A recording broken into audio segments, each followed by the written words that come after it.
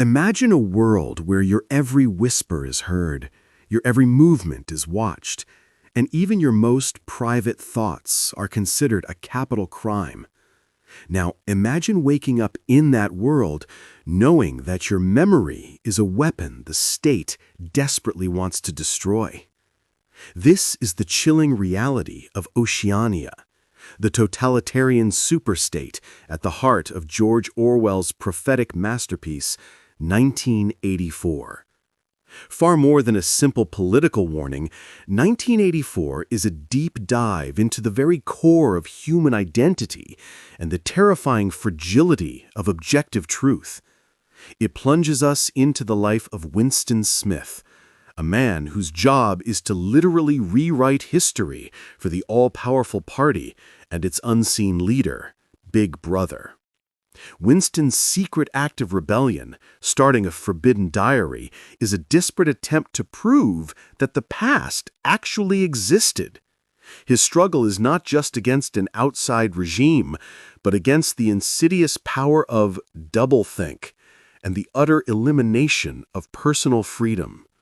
Prepare to enter a nightmare where love is treason, where war is peace, freedom is slavery, and ignorance is strength.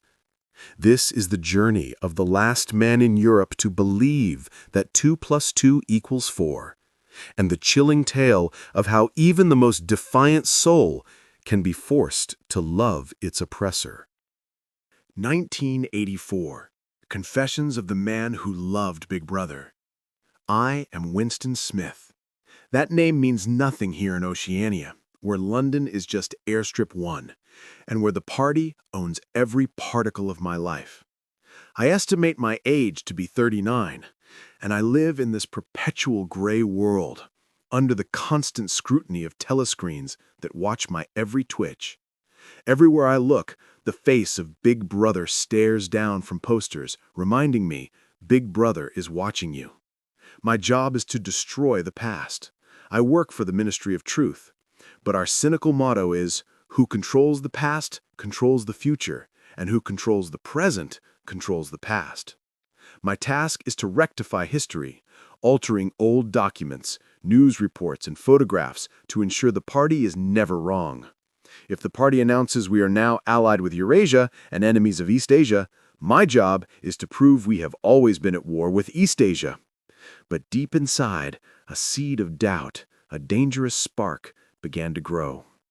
The dangerous beginning, the diary and the ministry of love. My rebellion started quietly with an unforgivable act. I bought a diary. This was my first thought crime. I huddled in the single blind spot in my apartment, the one place the telescreen couldn't fully reach, and wrote the deadly words, "Down with Big Brother." Writing it felt like firing a gun. I knew then that I was a dead man walking. I convinced myself the only hope lay with the proles, the 85% of the population the party allowed to live in ignorant freedom because they lacked political consciousness. Until they become conscious, they will never rebel, and until after they have rebelled, they cannot become conscious, I lamented.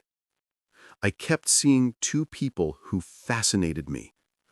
O'Brien, a powerful member of the inner party. I had a strange certainty, a look shared in a hallway, that he secretly shared my dissent. I held on to the desperate hope that he was my contact to the Brotherhood, the mythical underground resistance led by Emmanuel Goldstein. Julia, a young woman from the fiction department.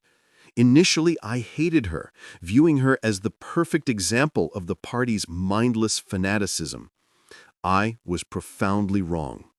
The fatal flaw, love in the shadows. Everything changed when Julia slipped a note into my hand that read, "I love you."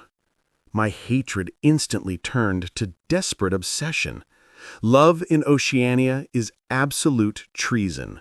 Our affair was the ultimate political act. We found a fragile sanctuary, a small, dusty room above an antique shop in the Prole sector. It was my beautiful, historical haven, complete with a fragile glass paperweight that symbolized the beautiful, irretrievable past. Julia's rebellion was simpler than mine.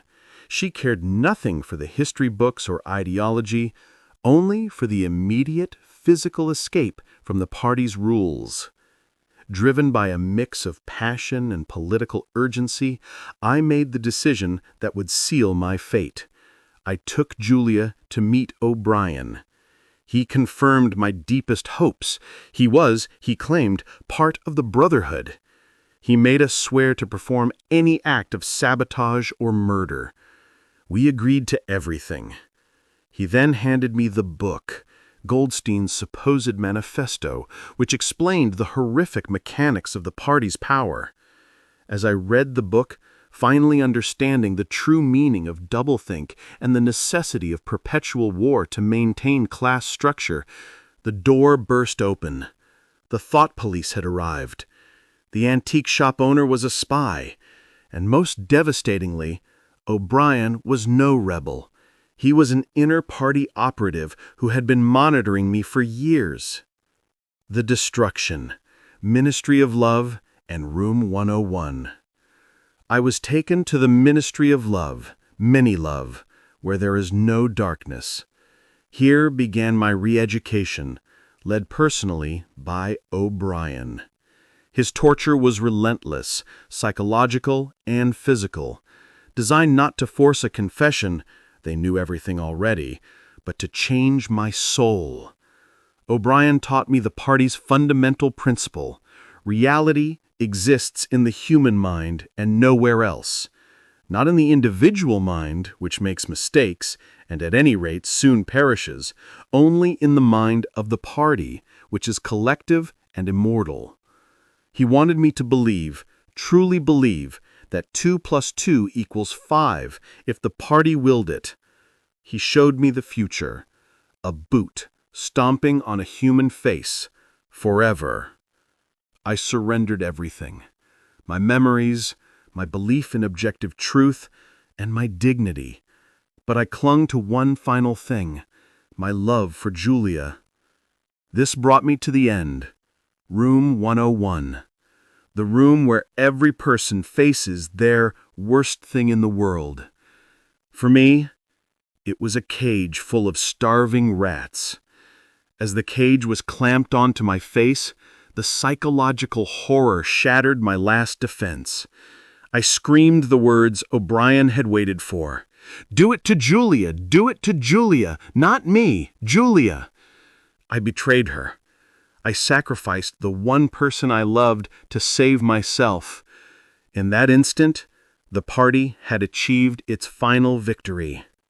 The final surrender. I was released, cured. I was an empty shell. I ran into Julia once. We spoke briefly, and she confessed that she had betrayed me too. Neither of us felt anything for the other anymore. Now I sit in the Chestnut Tree Cafe, drinking the synthetic Victory gin and watching the news on the telescreen. I am content. My struggle is over. My brain is clean. As the image of Big Brother floods the screen, I feel the final warm surge of acceptance and love. I love Big Brother.